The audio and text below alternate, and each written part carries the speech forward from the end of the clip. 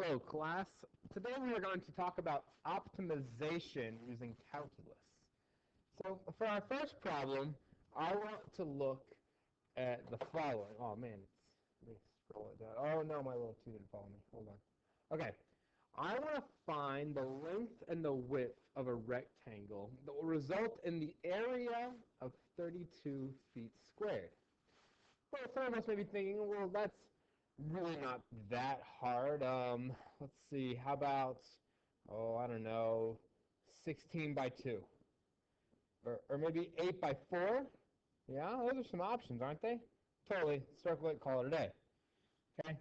These are lengths and widths that result in the following area. But now, what if I ask for a more challenging question? What if I say, now find the length and the width of a rectangle that will result in the area of 32 square feet and have the minimum perimeter possible? Now, see, if we look at these problems, I could calculate a perimeter. I could calculate and say, well, a perimeter is really just going to be 2 times the length plus 2 times the width, right? So 2 times 16 plus 2 times 2, and 2 times 8 plus 2 times 4. And we can calculate these perimeters. Let's see, this is 32 plus 4 is 36. This is 16 plus 8, which is much shorter, right? Let's see, that's feet. Yeah? So we could try to find the minimum. Now, just because I found this number to be smaller, does that mean it's the smallest possible perimeter that I'm ever going to find? I don't know. Let's find out. Now, in calculus, we've heard this word minimum before. In fact, we've worked extensively with minimums in the recent days. So let's look and see what we can do.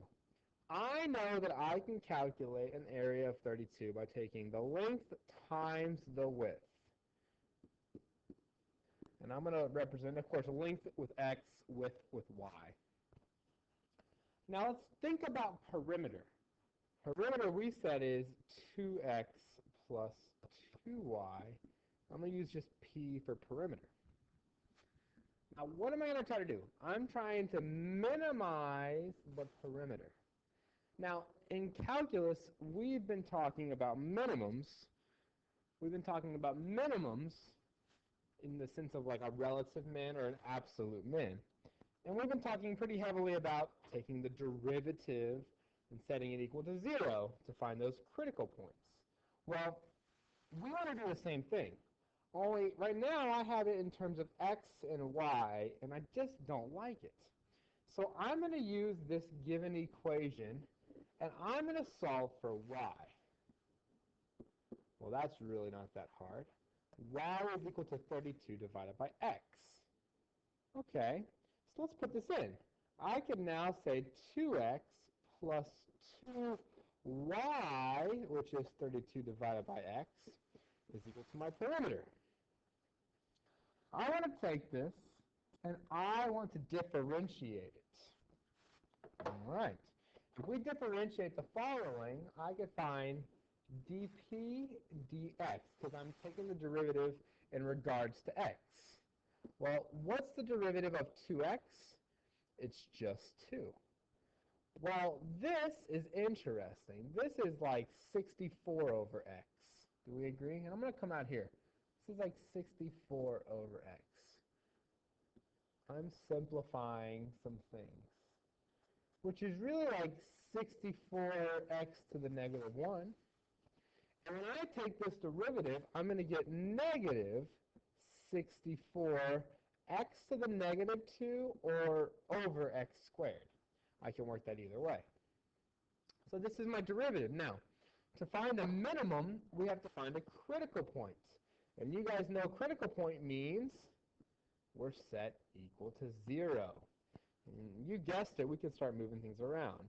Negative 64 over x squared equals negative 2. I can simplify to say 64 over x squared equals positive 2. And now I can start moving some terms. Do we agree I can multiply by x squared on both sides to help cancel that? And I get 2x squared is equal to 64. Dividing by 2 will result in x squared is equal to 32. And I can result the fact that x has to equal the square root of 32. Well, some of you guys may be like thinking, wait, he made a mistake. It's really plus or minus the square root of 32. But let's be realistic. I'm talking x. We classified x as my length. Y is my width. Could I have an x that's negative square root of 32? I don't think so. That right there is not feasible.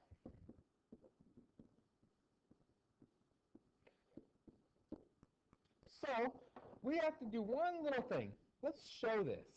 I'm giving you the square root of 32.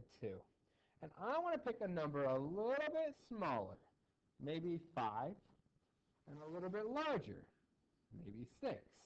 And I want to evaluate these in my derivatives. I almost wrote f prime. I'm going to write dp dx, because that's the derivative of perimeter. Okay? And we remember dp dx was 2 minus 64 over x squared. So let's see what we get. Ready? I'm going to get 2 minus 64 over 5 squared is 25. And over here, I'm going to get 2 minus 64 over 6 squared, which is 36. I'll let you guys calculate that out. But ultimately, what you're going to see, this is a negative value, and this is a positive value. Meaning my function was decreasing, then it was increasing. So what can we say? We can say that by the first derivative test,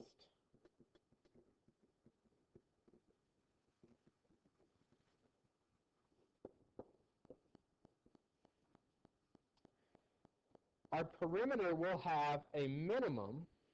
Okay, I'm writing way too much.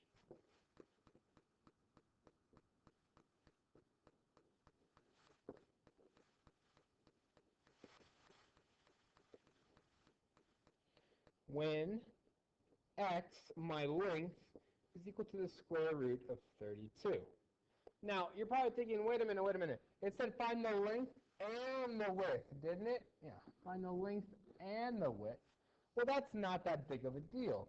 If we need to find the length and the width, we could say my y has to be equal to, well, let's remember, x times y had to be 32. If x is the square root of 32, could I calculate? Of course I could. So I find that y has to be 32 divided by the square root of 32, which we could, of course, simplify. We could rationalize it. There's literally hundreds of things we could do. I could call this 32 root 30, oh gosh, 32 divided by the square root of 32. Again, it's a number. It's a number. Okay?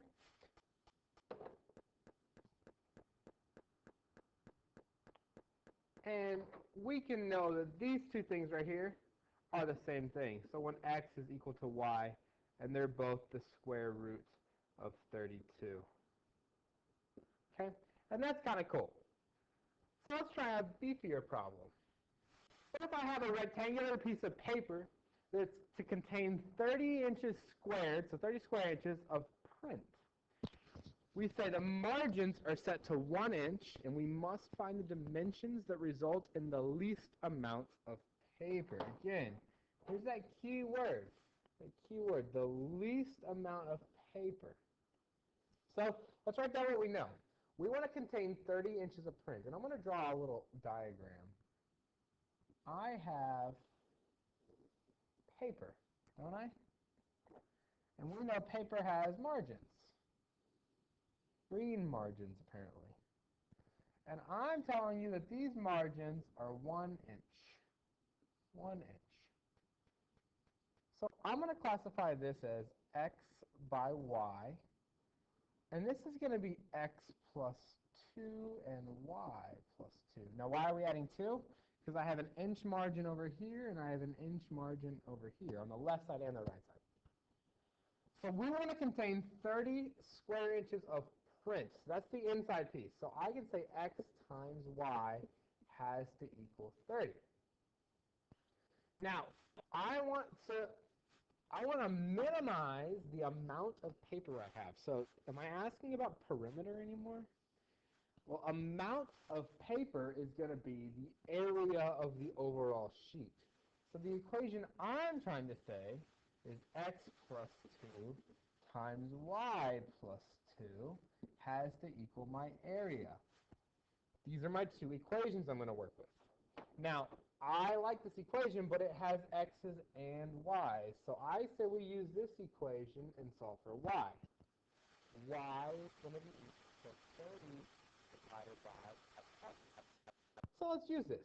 My area equation is going to be x plus 2 times 30 divided by x plus 2. And before I get too carried away, I want to simplify, because I don't really want to do a product rule. I could absolutely do a product rule. It really would not be that bad. But I see binomial multiplication right here at my doorstep, and I say, let's just go for it. Well, x times 30 over x, well, that's fortunate for me. It's just going to be 30. X times 2 is going to be 2x. Now, 2 times 30 over x is going to become 60 over x, and 2 times 2 becomes 4.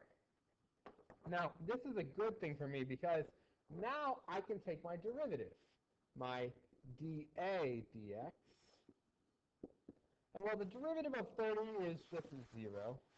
The derivative of 2x is 2. And the derivative of 60 over x, well, let's think about that. 60 over x is really 60x to the negative 1. And when I take this derivative, it's just a nice little power rule. It's going to become negative 60x to the negative 2, which we could write as negative 60 over x squared if we so choose, which I do. I very much choose that. I like this notation. It speaks to me. And last but not least, the derivative of 4, also a 0. Okay?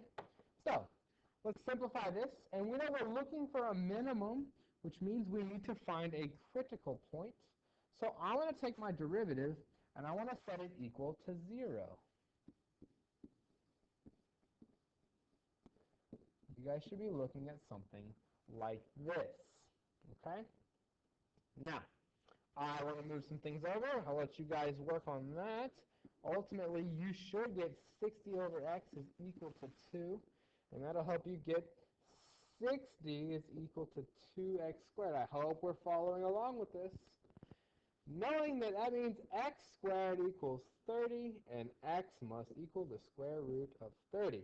Now, that is a critical point. Do I know if it's a minimum or is it a maximum? Let's find out. Well, if I put the square root of 30, I want to choose a number a little to the left and a little to the right. I'm going to choose 5 and I'm going to choose 6. 5 is a little smaller than the square root of 30, and 6 is a little larger than the square root of 30. Well, I'm plugging this back into my derivative. So I'm saying 2 minus 60 over 25, and I'm saying 2 minus 60 over 36. Well, when you guys calculate that, which I'll let you do, you'll find that this is a negative number and this is a positive number. We're increasing, therefore we have a minimum when x is equal to the square root of 30, and we can find the maximum to also, I'm sorry, well, I don't know what I'm saying. I'm very tired. We can find the y value. We can find the y value to be the square root of 30. Again, how did I do that? Whoa, where'd he get that y value? Don't fear. Don't fear. We know that x times y had to equal 30, so the square root of 30 times y equals 30. Divide the square root of 30, you get y is equal to the square root of 30. And we found our minimum dimensions. Okay? I have one more problem for you guys. Let's check it out. I want you guys to think about a farmer putting up a fence against a river. That means one side doesn't really require any fencing. The river's a natural border. So he wants to contain a rectangular area of 245,000 square feet. Let's find the dimensions that will result in the least amount of fencing possible. So I'm going to draw a little diagram. Let's see how well I do. So he's got a river, right? There's my water. And then he's got some land, and it's rectangular land, okay? So his land has dimensions y and y, and this is an x. And he has an area that he's containing. His area, x times y, was 245,000 square feet. And then we want to talk about minimizing, see, the least amount will result in the least amount. That means find the minimum of the fencing. Well, what constitutes fencing? It's the distance the fence travels, or the perimeter, right? So I want to take perimeter, and in this case, it's not going to be 2x plus 2y. It's just going to be x plus 2y. This is what I want to differentiate. However, we have both x's and y's, so I say we come over here and solve for y. Do you guys agree? I hope so. So we substitute this in, and I find that his perimeter equation is x plus 2 times. So I'm going to write that as 490,000 divided by x. Again, 2 times this new y value we have. So now we have my equation. To find a minimum, I have to find a critical point, which means I have to take a derivative. dp dx. Well, the derivative of x is 1. The derivative of 490,000 divided by x, hopefully we're getting there, should be 490,000 divided by x squared. Set this equal to 0, I get 490,000 divided by x squared should equal 1. Meaning, oh gosh, hold on, come back. Oh no, it's running away from me. Meaning that x squared equals 490,000. All right? Well, this is a good thing because when I take the square root, I find that x is equal to 700. Again, it is plus or minus 700, but let's be realistic. Can I have a negative amount of fence? No, I can't. To make sure that this is indeed a minimum, let's look at 700. Now, I had an equation. It was really, really lengthy. So I'm going to show you my little trick. My dp dx equation was 1 minus 49,000 over x squared. So I need to pick a value less. I'm going to pick a value less than 700. I'm going to go with 6.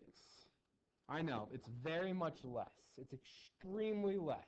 But what that means is I'm going to have 1 minus 49,000 all divided by 36. And now, I don't know exactly what 490,000 divided by 36 is. But I know it's going to be... Stone to the front office. Mordecai Stone to the front office. Sorry, they were announcing a child to the front office. It was really loud. So I know that 490,000 divided by 36 is going to be a large number. So 1 minus a large number is going to be a very much negative number. And then over here I can pick any value bigger. This is 1 minus 49,000. I would pick, like, let's go with like 800. Well, that's going to be divided by 640,000. This is now a fraction. And 1 minus a fraction of a number is going to equal a positive number. So again, we're going back up. So you see that 700 is a minimum. Well, if 700 is my minimum, let's find that maximum. X times y had to equal 245,000. That means 700y has to equal 245,000. Therefore, y is going to be equal, I'll let you calculate this, it's 350. And those are going to be the dimensions that yield the least amount of fencing. Now, this is really important in real life. This is actually a good application of calculus. If I was working for this farmer, he wants to save money. He doesn't want to go buy a bunch of extra 2x4s that he doesn't need. So let's help him save some money and do some optimization.